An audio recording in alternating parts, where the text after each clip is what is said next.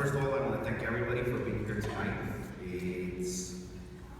I also wanted to thank the Smithsonian for putting this together. It's truly an honor to be part of this event. Thank you, Paula, Stephen, and Jessica. I also want to thank somebody that I recently met, Mr. Maldonado. Thank you for being such a strong supporter and sponsor of this event and of the Mexican-American vendors. Although I barely know him, he's one of the few truly enlightened people that I come across. So thank you, Mr. Winemakers. It's a pleasure getting to know you.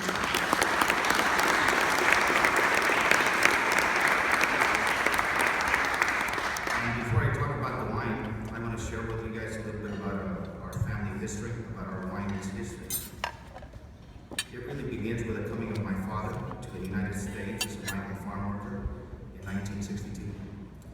He came from a small farming community in Mexico where he grew up tending his family's goat herd. But at the age of 21, he found himself picking pears, apples, and some grapes up and down the state of California. He ended up working in the fields of Napa, first for Christian Brothers, then for Sterling, and finally for Duke Vineyards. And that's where I grew up. He brought me over when I was 10 years old. So he settled in St. Rita, Vineyards. He was a vineyard manager there for over 30 years. And it was there that he managed to save enough money to buy a 10-acre piece of land in the southern part of Napa, on which we planted our first vineyard. At that time, I was at UC Davis studying winemaking when we decided to keep a small portion of our grapes. Initially, we were selling all of our fruit to the vineyard. But in 2002, we decided to keep 4 tons of grapes, and we started producing 220 cases of our Los Olivos vineyard, Napa Valley Chardonnay.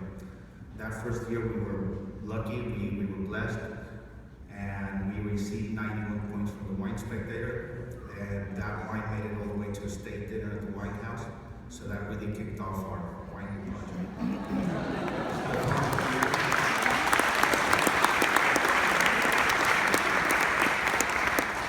The following year we made 500 cases, and the same thing happened again. The wine sold out, and again my wife hates me for saying that we were lucky, but we were lucky.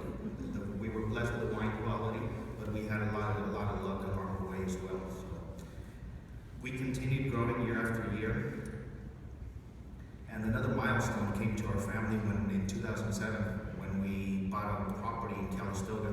We bought a 12-acre piece of land. It was a bare piece of hillside, really nothing on it, no utilities, no water, no power, nothing on it.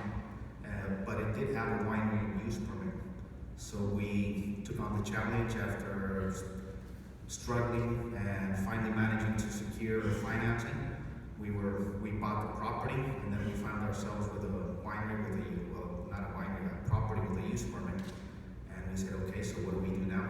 So we went around and we got quotes from different mining companies, and the budgets and proposals came back really astronomical, way more than we could ever possibly afford. So having that work ethic that my father had always installed in us, we took on the challenge ourselves, and we dug the cave ourselves.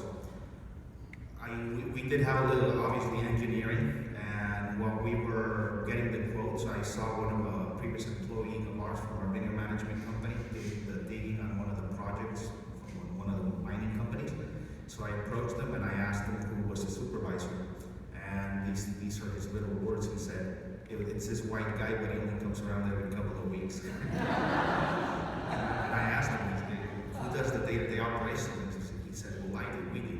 And I asked him if I could come and see what they did, and he said, sure. So I started showing up, and after a couple of weeks, 3 weeks of seeing what they did, I realized it wasn't rocket science, it wasn't brain surgery. So we took the challenge on ourselves, and we broke ground, and we managed to somehow survive, and we built a wine team.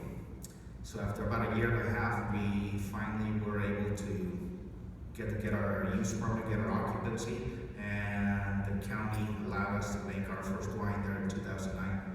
So it is there that now it's our home to our winery project.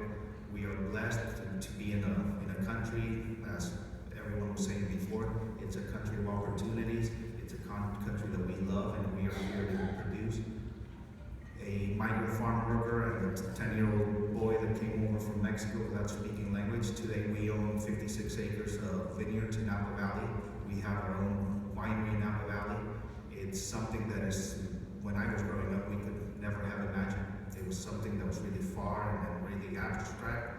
the winery owners were rich people. It wasn't us.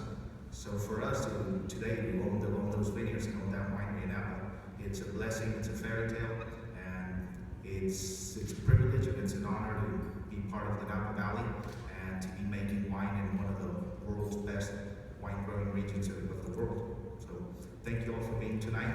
I hope all that hard work reflects in the wines that we're going to be offering tonight. And the wine that we're going to be offering tonight, it's our 2012 Los Olivos Vineyard Chardonnay. It is our flagship wine. It is the wine that we started with. And that is a barrel fermented Chardonnay. It's a Burgundian style Chardonnay. I grew up working with Newton Vineyard, and the Newton Unfiltered Chardonnay program, it's really what shaped my palate as far as Chardonnay is. It's a full-bodied Chardonnay. It's rich. We age it 18 months in French oak on its lees. We love the balance in it. It's got bright acidity. It's got a touch of minerality that year after year shows in that vineyard. And I hope you guys enjoy it.